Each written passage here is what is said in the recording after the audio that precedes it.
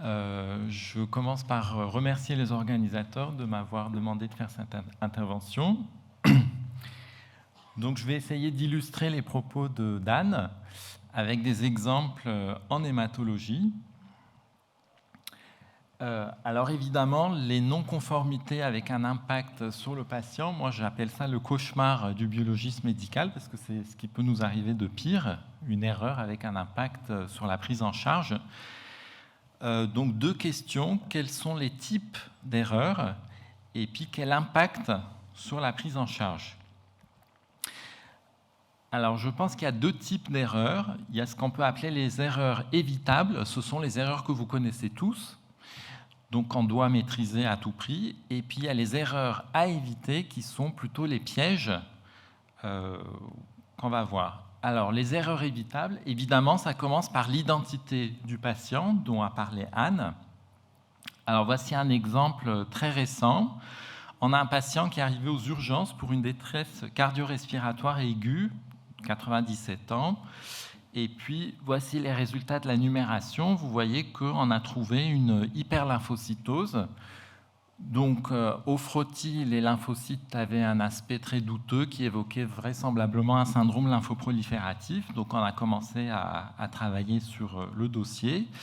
Et puis, surprise, on a reçu un autre prélèvement. Et puis, vous voyez que c'est manifestement pas du tout le même patient. Donc, on s'est demandé qui a été prélevé. Et puis, alors, on a recherché aux urgences pour voir à la même heure s'il y avait un autre patient qui avait été prélevé. Donc, on a trouvé un autre dossier qui aussi avait reçu un autre prélèvement plus tard, qui n'était pas du tout le même. Donc, bon, je passe les détails, mais en fait, c'était une erreur qui arrive de temps en temps à l'hôpital. Là, il y avait un pré-remplissage des feuilles. Donc, en fait, l'infirmier qui remplissait les feuilles n'était pas la même personne qui prélevait. Donc, on a eu plusieurs erreurs comme ça en cascade. Ça a été un cauchemar pour retrouver les patients. Bon, sachant que pour nous, ce qui nous comptait, c'était quand même de retrouver ce patient qui avait un syndrome lymphoprolifératif quelque part. Bon. Alors bon, ça c'est un exemple qui vous est certainement arrivé. Donc les erreurs d'identité, vous avez d'une part l'erreur de patient. Donc quels sont les éléments pour maîtriser ce risque en tant que biologiste? On a bien entendu les antériorités, on a le contexte clinique et puis les autres examens qui peuvent nous aider. Et puis au laboratoire, il peut y avoir des erreurs d'étiquetage. Là, on a bien entendu des procédures qui permettent une double vérification de l'étiquetage avant d'embarquer les tubes à bord, par exemple. Alors, évidemment, il y a beaucoup d'erreurs évitables autour du préanalytique. Bon, j'ai pris des exemples en hémostase. Par exemple, vous avez un patient aux urgences avec un traitement par AVK, et puis là, on voit que l'INR est supérieur à 10. On pourrait penser que c'est un surdosage majeur. En fait, c'était un prélèvement coagulé. Bon. Autre exemple avec les AVK, là, vous avez en pédiatrie un suivi chez un patient. Donc, et puis là, on a des INR qui sont en faveur d'un surdosage. Mais en fait, quand on regarde de plus près, c'est un enfant qui avait un hématocrit très élevé et donc qui fausse complètement le rapport entre l'anticoagulant et le sang. Et donc, c'est un faux surdosage. Et si on ajuste l'hématocrit, il n'y a pas du tout de surdosage. Donc, le préanalytique, bien sûr, chaque discipline a ses exigences, chaque examen a ses exigences, qu'il faut bien respecter. On a les renseignements cliniques, et puis bon, en tant que biologiste, on a une règle d'or qui dit que il faut vérifier les anomalies qui ne sont pas connues. Donc ça vous permet d'éviter beaucoup de choses. On a des erreurs évitables autour des réactifs. Donc, comme l'a dit Anne, il faut vérifier que votre réactif, notamment, fonctionne comme il fonctionne, enfin, qui devrait fonctionner, en utilisant très régulièrement des contrôles internes de qualité, des contrôles externes, et puis surtout respecter les conditions de reconstitution et conservation des réactifs.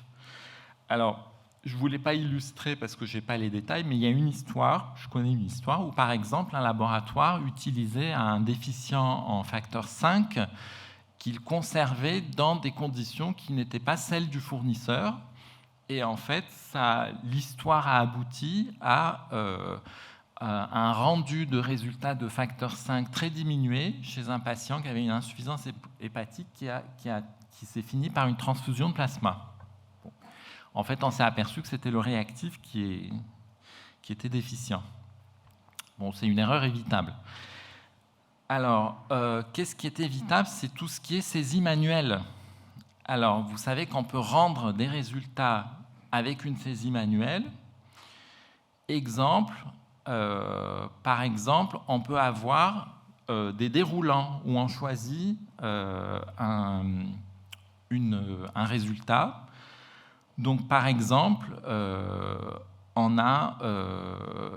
j'ai déjà eu un cas où une patiente a eu un résultat de résus négatif rendu résus positif. Bon. Alors, normalement, quand il y a des saisies manuelles, il faut qu'il y ait une double saisie pour éviter ce genre d'erreur. Voilà, là, c'est quelqu'un qui était intervenu sur un automate qui est censé envoyer le résultat sans double saisie. Bon, ça a été rattrapé par ailleurs, mais voilà. Donc, alors, autre exemple de saisie manuelle. Par exemple, il y a une histoire dans un laboratoire où, dans les bilans de thrombophilie, par exemple, on cherche régulièrement, de façon assez classique, 2 polymorphismes en même temps, qui sont des facteurs de risque de thrombose. Donc là, le laboratoire avait saisi de façon manuelle les sondes dans le logiciel pour interpréter, mais en inversant les sondes. Donc en fait, tous les résultats de mutation du facteur 5 étaient sur le résultat du 2 et vice-versa. Bon. Donc il faut absolument avoir une procédure pour maîtriser toutes les saisies manuelles. Donc en général, il y a une double vérification par 2 personnes différentes. Alors, quelles sont les erreurs à éviter? Donc ça, c'est un peu plus compliqué. C'est tout ce qui concerne les interférences analytiques et les pièges diagnostiques. Donc, je vous donnerai quelques exemples tout à l'heure.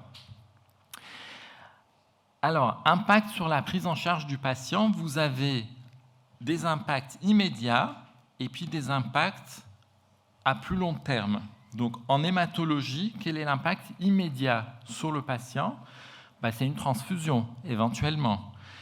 Donc, le chiffre d'hémoglobine peut conduire à une transfusion de globules rouges, le chiffre de plaquettes à des concentrés plaquettaires, et les résultats d'hémostase peuvent induire une transfusion de plasma. Et puis, les anticoagulants aussi peuvent avoir un impact immédiat. Alors, vous savez qu'il y a des interférences classiques. On peut surestimer le taux d'hémoglobine si le prélèvement est trop lactescent, qu'il est ictérique, qu'il y a trop de leucocytes ou qu'il y a une hémolyse trop importante. Donc, alors les chiffres qui sont là, ça dépend évidemment des analyseurs, mais ce sont des interférences connues. Alors, la numération plaquettaire, c'est pareil. On peut avoir des fausses thrombopénies. Vous savez qu'on peut avoir des amas en présence de DTA, un satellitisme des plaquettes autour des polynucléaires neutrophiles, ou bien des plaquettes géantes qui font qu'on a l'impression qu'il y a une thrombopénie. Et inversement, on peut masquer une thrombopénie si, par exemple, il y a des débris cellulaires qui sont comptés comme des plaquettes, par exemple des globules rouges, des petits globules rouges, des schizocytes, ou des débris de globules blancs dans les syndromes de Lees, ou éventuellement les cryoglobulines. Alors pareil, en hémostase, on peut avoir l'impression qu'il y a une hémostase avec des facteurs effondrés si le prélèvement est coagulé ou s'il y a un anticoagulant. Alors, le risque pour le patient, il est quand même limité puisque dans une transfusion, il y a toujours un critère biologique et un critère clinique. Donc c'est l'anémie qui est mal tolérée, la thrombopénie chez un patient qui saigne ou avec un risque hémorragique, et des facteurs effondrés, pareil, pour un patient qui saigne ou qui a un risque hémorragique. Alors, les anticoagulants, ça peut être un piège. Donc, voici un bilan en réanimation chirurgicale. Vous avez un patient sous HNF curatif, donc un TP normal, un TCA allongé, un fibrinogène normal, et on trouve une activité anti-DISA énorme, donc qui est en faveur d'un surdosage. Donc là, si on ne fait pas attention, que fait le clinicien? Il arrête la perfusion d'héparine, et en fait, c'est un patient qui avait pris un anticoagulant oral direct de l'apixaban quelques jours avant. Il y a une interférence majeure. Donc, en fait, là, ce qu'on a mesuré, c'était l'apixaban, ce n'était pas la HNF. Voilà. Alors, quelques exemples. Alors, quel est l'impact qu'on peut avoir à plus long terme? Ce sont les faux diagnostics ou alors des diagnostics ratés. Alors, quelques exemples de faux diagnostics. Vous savez qu'en hémostase, c'est impératif d'effectuer une double centrifugation du plasma avant la congélation pour éliminer toutes les plaquettes résiduelles. Alors ça, c'est capital, par exemple, si on recherche un lupus anticoagulant, qui par définition est un antiphospholipide. Donc, si on ne double centrifuge pas, on va congeler et décongeler des plaquettes qui vont libérer des phospholipides et qui vont neutraliser tous ces antiphospholipides. Donc ça, c'est un exemple de faux négatif à éviter.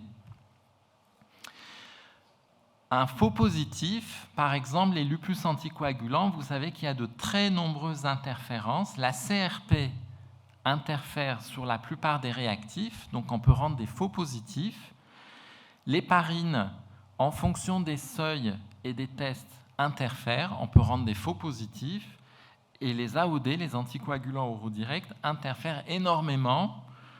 On les adsorbe actuellement sur du charbon activé pour éviter ces interférences. Autre exemple de faux diagnostic, alors toutes les protéines qu'on mesure, dont on mesure l'activité en vue de détecter un déficit congénital, par exemple le facteur Willebrand, le facteur 8, le facteur 9 chez les hémophiles, A et B, l'antithrombine, la protéine C, la protéine S. Alors, vous savez que certains déficits qui sont dus à des variants génétiques ne sont pas détectés en fonction du réactif que vous utilisez ou de la méthode. Donc là, les renseignements cliniques sont capitaux et puis il faut savoir utiliser plusieurs méthodes ou réactifs pour ne pas rater des variants. Alors, est-ce qu'on peut rater des diagnostics? Là, c'est pareil. Vous avez un jeune homme avec un syndrome hémorragique de type cutanéo-muqueux. Donc, on a fait un bilan d'hémostase qui montre un TP qui est normal. Vous voyez que le facteur 8, le fibrinogène est à 4,8. Le facteur 8 est à 80. On a mesuré le facteur Willebrand qui est normal. Donc là, on a envie de conclure qu'il n'y a pas d'anomalie. Mais en fait, il a un syndrome inflammatoire. Et si on ne fait pas attention, eh bien, voici le bilan chez ce patient sans syndrome inflammatoire. Vous savez que le facteur Willebrand est une protéine de l'inflammation. Il entraîne avec lui le facteur 8 et en fait, ce patient a une maladie de Willebrand. Alors, autre exemple, on a un bilan chez une patiente en post-opératoire, en orthopédie. Bon, les chirurgiens trouvaient qu'elle saignait un tout petit peu trop par rapport aux autres patients sur sa cicatrice. Donc, on a fait un bilan d'hémostase. On a un TCK allongé.